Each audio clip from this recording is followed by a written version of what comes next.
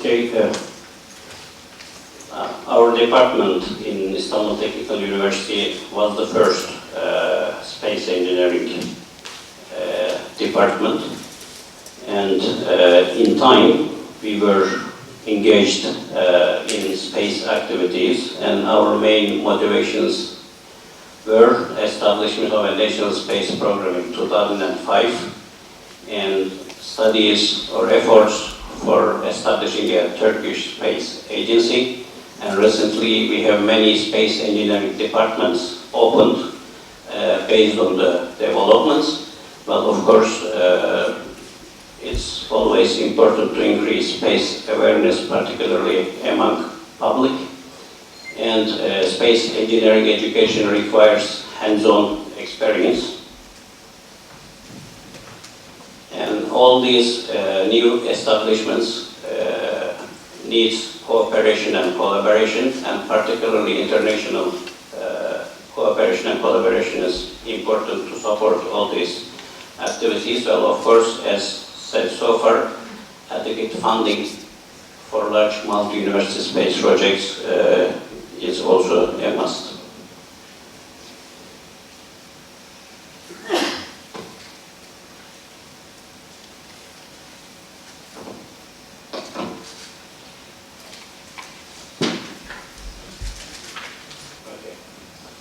Yeah, if we look at the developments in Turkey, so now we have currently a satellite roadmap started with 1994 with procurement of large communication spacecraft through 2020.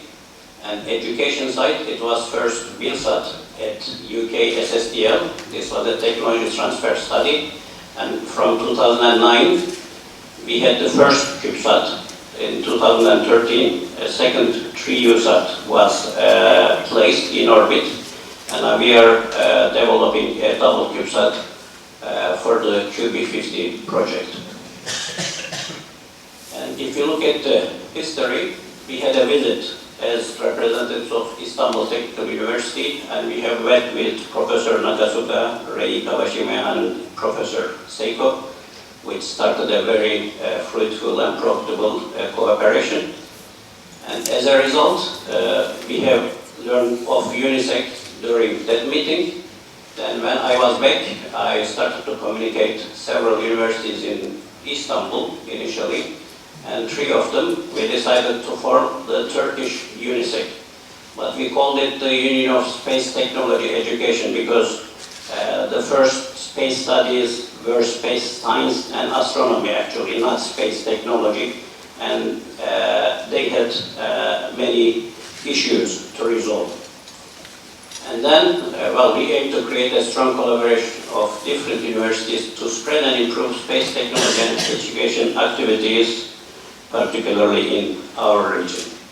Then we issued an invitation to the universities, not just technology, all fields. And then we had the first meeting in 2011. Over 20 universities attended, which was quite good. Everybody had a presentation on capacity and capability. And we had an agreement on forming the UNISEC Turkey. But we said first to start as a non-binding, unofficial union and see what happens on the way. And one good thing of these presentations, we've seen that many universities had facilities that could be readily used for space projects, which we didn't really know. And here we see some results of the first meeting. So the space education could be spread widely to other universities, high schools and colleges via short courses. This was the main outcome. Then CANSAT and rocketry competitions, similar to UNISEC in Japan, and joint space research and development projects. Then to use together the capabilities, the existing capabilities, and to further develop them, to have summer, space summer schools, and such that to form a web page communication list, so typical things actually. Here, I will skip this, but we have just noticed that many universities, one way or other, was ready to contribute to the space technology studies. Then, one such cooperation was, again, not between the first three universities, but with the addition of another one, Sabancı University. Now we are preparing the double CubeSat, BeagleSat, for the QB50, one of the possible 41. So it is important to seek government and industry support. I mean, there are many supporting bodies and organizations. They have the budget, but the budget is not readily available to you. So you have to show a good reason, some cooperation, collaboration, so that you can receive the funds. So these are, we have many resources currently, but still it's not easy to get the funds. So a UNISEC-like cooperation seems to be a very powerful tool to get a good funding. So we had many involvement in UNISEC activities. So we participated in every year's activity. We had CLTP 1, 2, and 3, altogether 5 participants. Then we stopped because we had enough participation. For MIG 1 and 2, we had 17. And then we have also involved AMSAT Turkey. I am also the vice president of AMSAT Turkey as an academic member. And we have also involved other universities, other than Istanbul Technical University, within the MIG2. So this is just our participations. And well, actually, we have very good teams preparing CANSATs, and we had 2 world prize in 2011 and 2012. But it is only Istanbul Technical University, not other universities, so this is not sufficient. Then we had recently the second UTEC meeting. This time we had 14 universities, 3 government and 2 industry.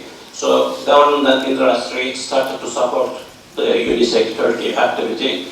Although we have many accomplishments in CubeSat and satellite, since many other universities are just starting, everybody wanted to have something simpler, a CANSAT. Now we are going to organize a CANSAT course, 2-3 week CANSAT course next summer to start all other new institutions.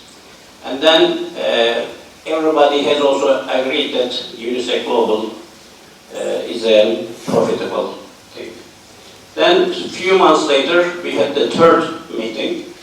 Then now we started the CANSAT course, and actually we asked the participants a small amount of fee, and everybody agrees to pay this fee.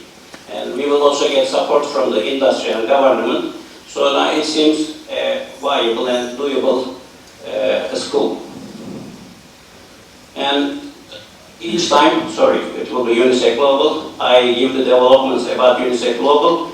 Now everybody agrees to be part of UNISEC Global. Next month, in December 6th, our 4th meeting will be hosted in Ankara at Government's Place at the Space Research Institute. And this is the main agenda you see. It is quite relevant. And I'm going to also give the latest information on our meeting here.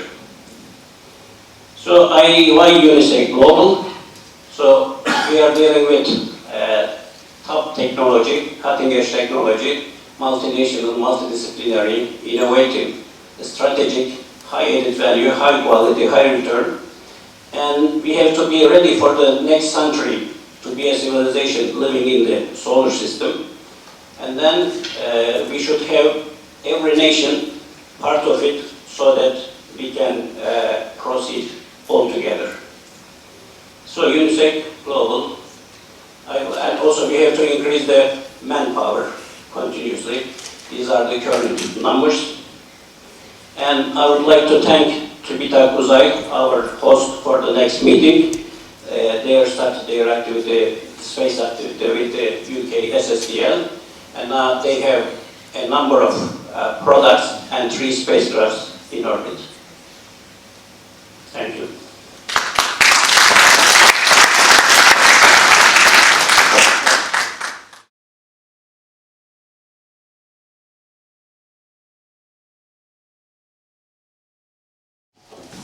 Good morning, everyone. I'd like to share with you today what we are doing in Egypt.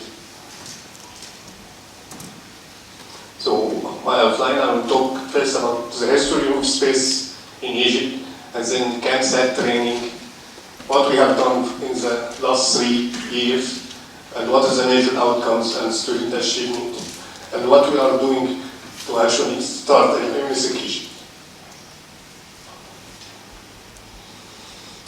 Space education actually started in Cairo University in 1990, when the department changed its name from aeronautical and aerospace. Actually, we had a boost when the government decided to go and build a satellite.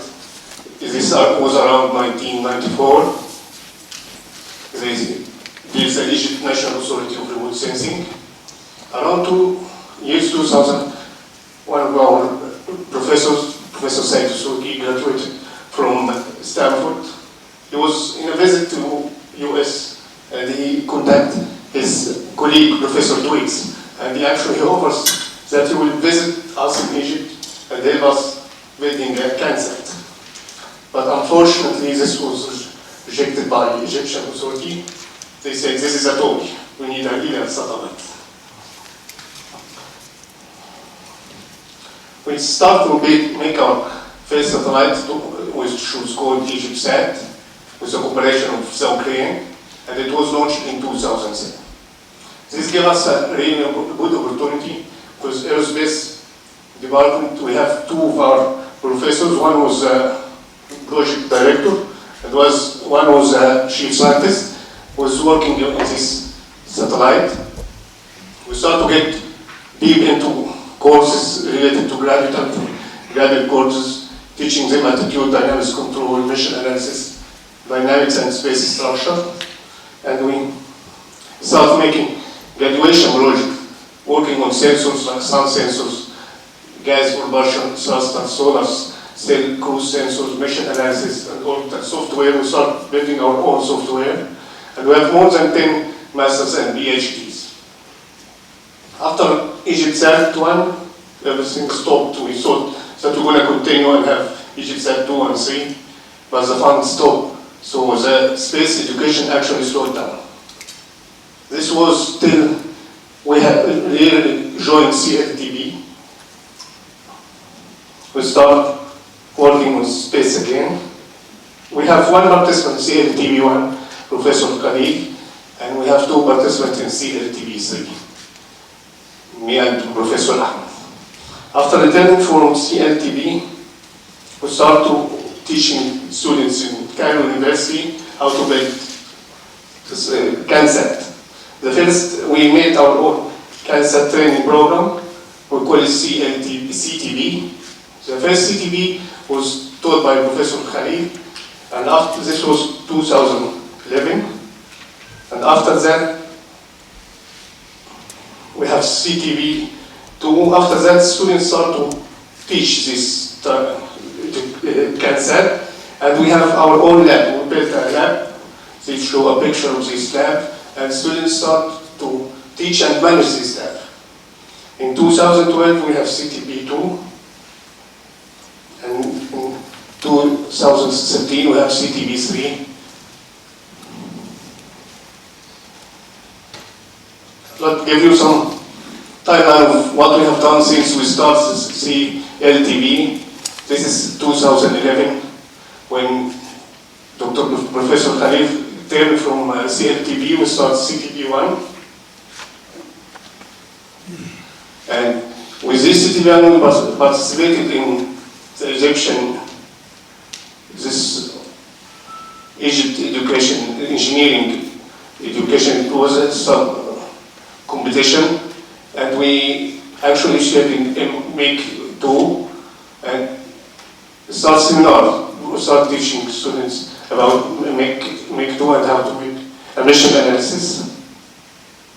And one of Professor Khalid also shared in CLTB 3, CLTB 2. In 2012, we continue and even some of our students showing TV, and we started participating or competing from American University in Egypt.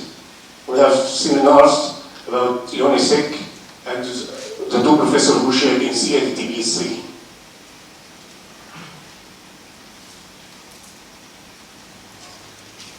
This year, we have taught the CTB3, and we participated in last in Istanbul, and we participated in Siemens competition, UN symposium in Dubai, and we have 3 projects related to CANSAT, and participated in EEDs 2013, and we participated last thing, actually 2 days ago, we participated in international CANSAT competition in Europe.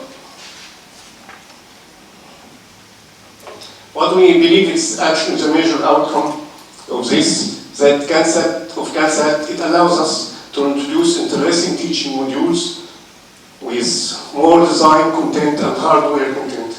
Students get acquainted with hardware. In aerospace, usually in aerospace department, students are afraid of working by hand. It's more theoretical and software programming. We started getting the best engineering students also.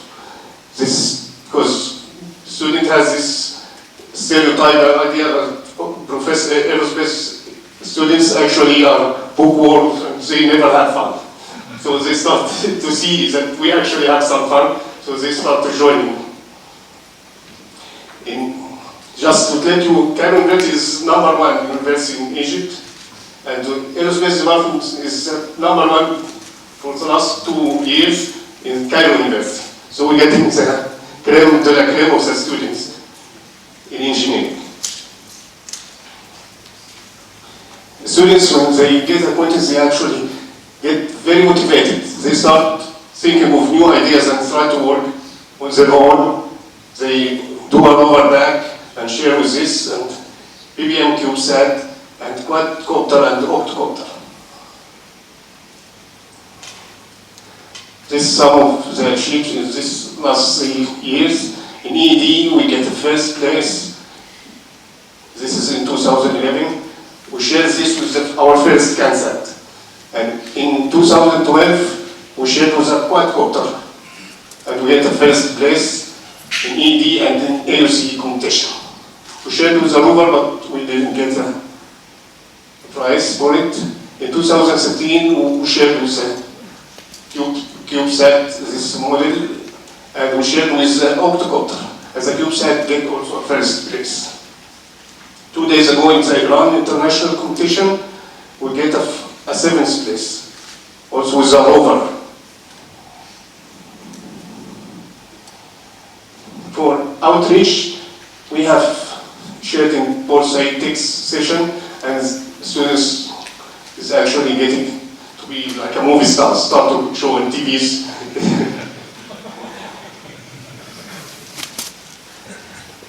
For UNISEC, in 2012, we have a panel and we have a discussion. We start to get universities to join in. We have like 29 participants from 12 universities. So during this first meeting, we agreed that we made a mailing list and we share everything. Disseminate information together at time of CLBs. We said that we hold a second workshop in 2012, and we think of the legal issue to establish UNISEC-Egypt. But as you know, the situation in Egypt, everything has been delayed. We're trying to start things again, and we're actually aiming to have Alexandria University. This is the second top university to be with us. Future, we will continue with CANSAT education. We are also will be continuing competition nationally and internationally. We hope we join IRIS this year. We will work on CubeSat, try to go beyond PBM, and we hope we can in 2014 establish UNISEC-Egypt. Thank you.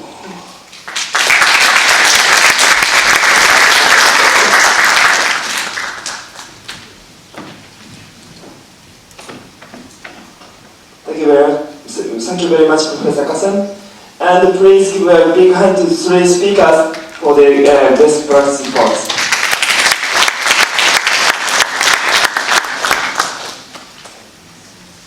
Okay, next is a group photo session. So please come from all of the attendants